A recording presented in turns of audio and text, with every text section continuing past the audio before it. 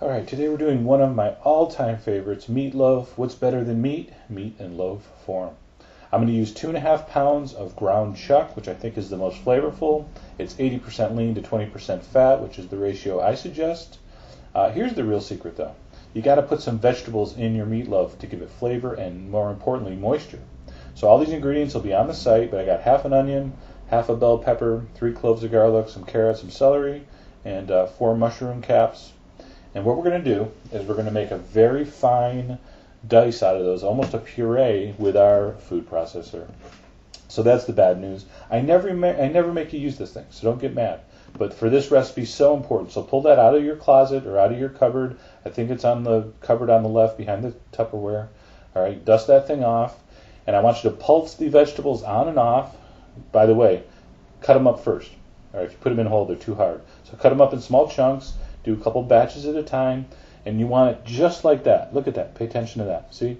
They're very, very, very fine, pureed almost, but not liquefied. Okay, so get them very small, but don't make a slush out of it. We got almost a cup of breadcrumb. I have 1 whole egg, tablespoon of Worcestershire sauce, Worcestershire, you know what I mean. Teaspoon of dry Italian herbs. And here's the seasoning mix. I go with 2 teaspoons of salt, 1 teaspoon of black pepper, and a half a teaspoon of cayenne. Now again, that's based on the 2.5 pounds of meat. Preheat your oven to 325, and let's get mixing. So there's my 2.5 pounds of chuck. Now I have a method where I like to mix in the wet ingredients, give it a little mix first, then I'll mix in my breadcrumbs. Okay? So dump in your veggies. And again, you want to make sure those are nice and fine. If you got big chunks of carrot and onion, those are just not going to cook enough, and you're going to bite into them, and it's not going to be pleasant. Dump in your the sauce that starts with W. All right, we're going to put in our egg, and again, I just gave it a little beating with a fork, so that's 1 large egg. All right, you're going to dump in your teaspoon of dried herbs. Now again, I'm using a classic Italian mix: thyme, basil, rosemary, marjoram, etc. You can use any dry herb you like. In fact, no, you can't. Use the one I'm using. And there's my spice mix. Again, 2 teaspoons of salt. Again, in general, it's about a teaspoon of salt per pound of meat for this type of stuff. So I went with 2 teaspoons of salt for 2.5 pounds of meat. Should be just about perfect. I gave it about a 1-minute mix with a wooden spoon. Then I dumped in my almost cup of breadcrumb. And now I'm going to go bare hand on this meatloaf. And I'm not going to use 2 hands and attack it and it'd be violent. I'm going to gently, with my fingertips, almost lovingly, mix in the breadcrumbs just until it comes together. You don't want to overmix your meatloaf. You'll have tough meatloaf. We want tender meatloaf. So be tender when you mix in the breadcrumb. And you can tell when they're mixed. Basically, the breadcrumbs just disappear and form it into a ball. Again, that took me maybe a minute and a half to mix those breadcrumbs in. Some people need that thing for 10 minutes, and then they wonder why their meatloaf is tough. All right, I'm going to put just a couple drips of olive oil in my baking dish. Use something with the sides that has a little bit of a side to it. It's a good amount of fat's going to drip out of this, and you want to run it all over your stove. So go ahead and take your ball of meat and form it into a meat loaf. Now, what I did is I dipped my fingers in cold water. Wet, cold fingers don't stick to meat. It's proven culinary fact. So this lets me shape this very easily without a lot of mess. And I'm going to go about 4 inches high by about 6 inches across. Okay?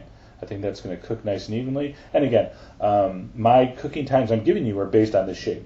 So if you put this in some kind of mold or something, you're going to have to make sure you check your internal temperature at the end.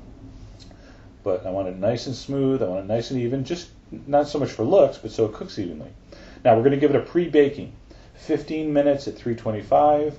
Then we're going to put a glaze on it. So while that's baking for 15 minutes, we're going to make a very simple glaze. That's 2 tablespoons of brown sugar. All right, about a tablespoon or 2 of ketchup.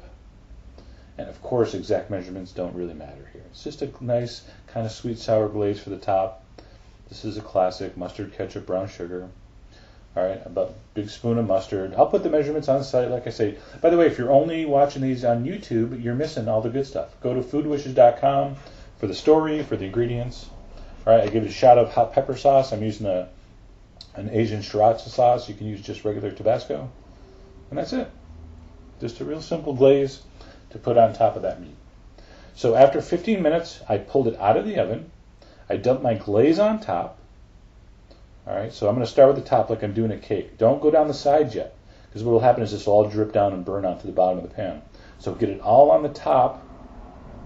Once that's on the top, then pull a little bit down with the back of the spoon and just give the sides a little bit. So you want the glaze mostly on top, so when you slice it, you got that nice red ring. And then you're going to put it back in the oven. We're looking for an internal temperature of 155. Use your thermometer. It's going to be about 30, 35, maybe 40 minutes, depending on the size and how you shaped it. But that's what it'll look like when it's done. You know what would have been a great idea? Put some foil in the pan. Too late. So anyway, that cooked for about 35 minutes. 155 gives you a perfect doneness. Let it cool before you slice it, otherwise you lose all those juices. But you can actually see those little speckles of vegetables in there. That's what keeps it very moist, very flavorful. Just a beautiful dinner. I went very classic here. Mashed potato, buttered peas, my top secret mushroom gravy / sauce that I will show next week sometime. So if you're tuning in, you'll see that. Really nice recipe. But that is just one of my favorite dinners of all time. And meatloaf is so easy to make. There's no excuse to make bad meatloaf. What people call meatloaf is actually just a giant baked hamburger.